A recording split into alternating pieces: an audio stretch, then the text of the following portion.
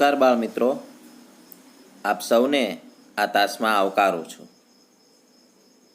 આજે આપણે હિન્દી વિષયમાં પાઠ 6 મૂર્ખ કહું આનો અભ્યાસ કરીશું. વિદ્યાર્થી મિત્રો, સૌપ્રથમ આપણે આ પાઠના શબ્દાર્થનો અભ્યાસ કરીશું. કહું આ એટલે કાગડો, લોમડી એટલે શિયાળ, દિન એટલે દિવસ, લીએ એટલે માટે, ચોંચ એટલે ચાંચ, રોટી એટલે રોટલી, પછતાના એટલે પસ્તાવું અથવા પસ્તાવવું, ગિરના એટલે પડવું, પ્રશંસા એટલે વખાણ. તો વિદ્યાર્થી મિત્રો, શબ્દાર્થ પછી આપણે આ પાઠના હિન્દી વાક્યોનું ગુજરાતી કરીએ. વિદ્યાર્થી મિત્રો, હવે આપણે મૂર્ખ કહું એ પાઠના હિન્દી વાક્યોનું ભાષાંતર કરીશું ગુજરાતીમાં. એક કહું થા. એક કાગડો હતો. એક दिन कौआ कहीं से रोटी का टुकड़ा उठा लाया. एक दिवस कागड़ो क्यांकथी रोटलीनो टुकड़ो उठावी लाव्यो. रोटी लेकर कौआ एक पेड़ की डाल पर बैठ गया. रोटली लईने कागड़ो एक झाड़नी डाली पर बेसी गयो. उसी समय वहाँ एक लोमड़ी आई. ए ज समये ત્યાં એક શિયાળ આવ્યું. लोमड़ी ने कौए की चोंच में रोटी का टुकड़ा देखा. એટલે કે શિયાળે કાગડાની ચાંચમાં રોટલીનો ટુકડો જોયો. कौए के मुंह में रोटी देखकर वह ललचाई. કાગડાના મોઢામાં રોટલી જોઈને તે લલચાયું, એટલે કે એને પણ રોટલી ખાવાનું મન થયું.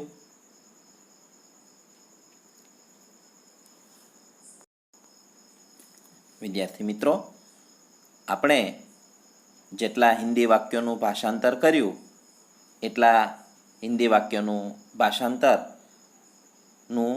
ફરી એક વખત પુનરાવર્તન કરી લઈએ. એક કૌઆ થા. એક કાગડો હતો. एक दिन कौआ कहीं से रोटी का टुकड़ा उठा लाया. एक दिवस कागड़ो क्यांकथी रोटलीनो टुकड़ो उठावी लाव्यो. रोटी लेकर कौआ एक पेड़ की डाल पर बैठ गया. रोटली लईने कागड़ो एक झाड़नी डाल पर बेसी गयो. उसी समय वहाँ एक लोमड़ी आई. ए ज समये ત્યાં એક શિયાળ આવ્યો. लोमड़ी ने कौए की चोंच में रोटी का टुकड़ा देखा. શિયાળે કાગડાની ચાંચમાં રોટલીનો ટુકડો જોયો. कौए के मुंह में रोटी देखकर वह ललचाई. કાગડાના મોઢામાં રોટલી જોઈને તે લલચાયું, એટલે કે એને રોટલી ખાવાનું મન થયું.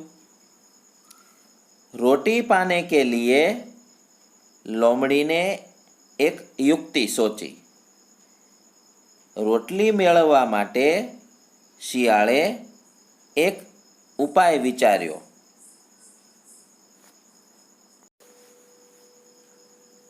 लोमड़ी ने कौए से कहा, सुना है आप गाना अच्छा गा सकते हो. શિયાળે કાગડાને કહ્યું, સાંભળ્યું છે કે તમે ગીત સારું ગાઈ શકો છો. એક ગાના ગા દો, एक गीत संभळावी दो. कौआ अपनी प्रशंसा सुनकर गाना गाने लगा. कागड़ो पोताना वखाण सांभळीने गीत गावा लाग्यो. कौए की चोंच में से रोटी का टुकड़ा नीचे गिर पड़ा. कागड़ानी चांचमांथी રોટલીનો ટુકડો નીચે પડી ગયો. વિદ્યાર્થી મિત્રો, શિયાળે કાગડાના વખાણ કર્યા કે સાંભળ્યું છે કે તમે સારા ગીતો ગાઈ શકો છો. એક ગીત અમને પણ સંભળાવી દો. એટલે કાગડાએ પોતાના વખાણ સાંભળ્યા એટલે કાગડો તો ફૂલાઈ ગયો. એટલે કાગડો કે લાવને ગીત સંભળાવું શિયાળને. એટલે તમને ખ્યાલ આવતો જ હોય કે ગીત ગાવા માટે કાગડો ગીત ગાશે એટલે એની ચાંચ ખુલશે. જેવી ચાંચ ખુલે એટલે ચાંચમાં રહેલી રોટલી નીચે પડી જવાની. બરાબર? આગળ જોઈએ. लोमड़ी रोटी का टुकड़ा लेकर भाग गई. એટલે કે શિયાળ રોટલીનો ટુકડો લઈને ભાગી ગયું. કૌઆ પછતા કર રહ ગયા. કાગડો પછતાવો કરતો રહ્યો અથવા તો કાગડો પછતાઈને રહી ગયો. વિદ્યાર્થી મિત્રો, પાઠનું ભાષાંતર કર્યા બાદ હવે આપણે આ પાઠના સ્વાધ્યાયનો અભ્યાસ કરીએ. પ્રશ્ન 1. નીચેની ખાલી જગ્યાઓ કૌંસમાંથી યોગ્ય શબ્દ પસંદ કરીને પૂરો. સૌપ્રથમ આપણે કૌંસમાંના શબ્દનો અભ્યાસ કરીએ, એટલે કે એમનું વાંચન કરીએ. ટુકડા, પછતા કર, રોટી, કૌઆ, યુક્તિ વગેરે. તો આ કૌંસમાંના શબ્દોનો ઉપયોગ કરી આપણે નીચે આપેલી 5 ખાલી જગ્યાઓ પૂરવાની છે. પહેલી ખાલી જગ્યા, કૌએ કે મુંહ में ખાલી જગહ देखकर लोमड़ी ललचाई. તો ખાલી જગ્યાનું વાંચન કર્યા બાદ આપણે કૌંસમાંથી યોગ્ય શબ્દ પસંદ કરીશું. તો પહેલી ખાલી જગ્યા માટે રોટી શબ્દ યોગ્ય છે. ફરીવાર આપણે એનું વાંચન કરી લઈએ. કૌએ કે મુંહ में रोटी देखकर लोमड़ी ललचाई. બીજી ખાલી જગ્યા, रोटी पाने के लिए लोमड़ी ने एक खाली जगह सोची. બીજી ખાલી જગ્યા માટે યુક્તિ શબ્દ યોગ્ય છે. रोटी पाने के लिए लोमड़ी ने एक युक्ति सोची. ત્રીજી ખાલી જગ્યા, खाली जगह अपनी प्रशंसा सुनकर गाना गाने लगा. ત્રીજી ખાલી જગ્યા માટે કૌઆ શબ્દ યોગ્ય છે. कौआ अपनी प्रशंसा सुनकर गाना गाने लगा. चौथी खाली जगह, कौए की चोंच में से रोटी का खाली जगह नीचे गिर पड़ा. ચોથી ખાલી જગ્યા માટે ટુકડા શબ્દ યોગ્ય છે. કौए की चोंच में से रोटी का टुकड़ा नीचे गिर पड़ा. પાંચમી ખાલી જગ્યા કૌઆ ખાલી જગહ રહ ગયા. પાંચમી ખાલી જગ્યા માટે પછતા કર શબ્દ યોગ્ય છે. કૌઆ પછતા કર રહ ગયા. પ્રશ્ન 2. નીચેના પ્રશ્નોના જવાબ લખો. પહેલો સવાલ, કૌઆ ક્યા ઉઠા લાયા? એમનું ગુજરાતી થશે કે કાગડો શું ઉઠાવી લાવ્યો? એમનો હિન્દીમાં ઉત્તર જોઈએ. કૌઆ રોટી કા ટુકડા ઉઠા લાયા, એટલે કે કાગડો રોટલીનો ટુકડો ઉઠાવી લાવ્યો. બીજો સવાલ, કૌઆ રોટી લેકર કહા બેઠ ગયા? કાગડો રોટલી લઈને ક્યાં બેસી ગયો? એમનો ઉત્તર છે કૌઆ રોટી લેકર એક પેડ કી ડાલ પર બેઠ ગયા, એટલે કે કાગડો રોટલી લઈને એક વૃક્ષની કે ઝાડની ડાળી પર બેસી ગયો. ત્રીજો સવાલ, લોમડી ને કौए की चोंच में क्या देखा? એટલે કે શિયાળે કાગડાની ચાંચમાં શું જોયું?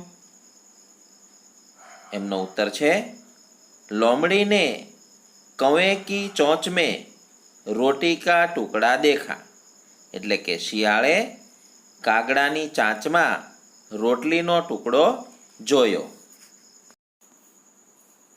ચોથો સવાલ, लोमड़ी ने कौए की प्रशंसा करते हुए क्या कहा? એટલે કે શિયાળે કાગડાના વખાણ કરીને શું કહ્યું?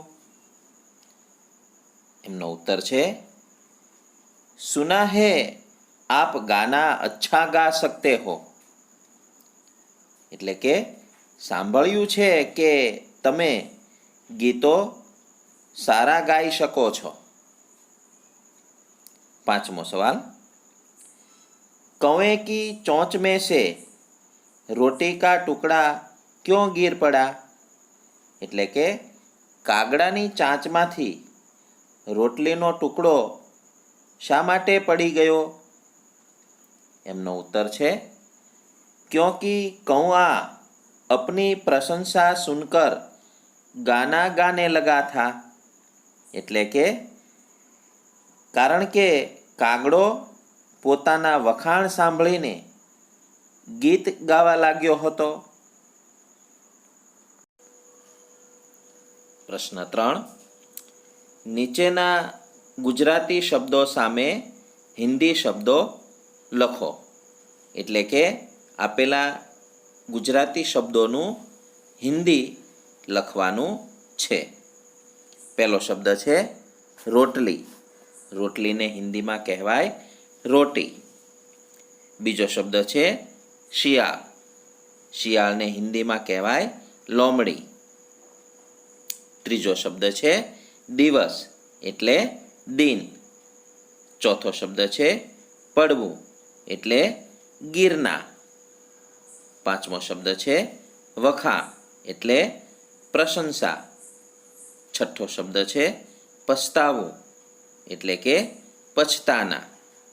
તો વિદ્યાર્થી મિત્રો, આ પાઠનો અભ્યાસ અહીં પૂરો કરીએ છીએ. આપણે આ પાઠમાં શબ્દાર્થ સૌપ્રથમ શીખ્યા, ત્યારબાદ આ પાઠના દરેક હિન્દી વાક્યોનું ગુજરાતી કર્યું અને ત્યારબાદ આ પાઠનો સ્વાધ્યાય કર્યો. દરેક વિદ્યાર્થી મિત્રો આ તાસમાંથી એટલે કે આ વિડીયોમાંથી પાઠ 6 મૂર્ખ કૌઆ એટલે કે મૂર્ખ કાગડો એ પાઠના શબ્દાર્થ પાકા કરે, પાઠના દરેક હિન્દી વાક્યોનું ગુજરાતી કરતા શીખે અને સ્વાધ્યાયના દરેક પ્રશ્નોના ઉત્તરનું વાંચન કરે અને યાદ રાખે. આવજો વિદ્યાર્થી મિત્રો.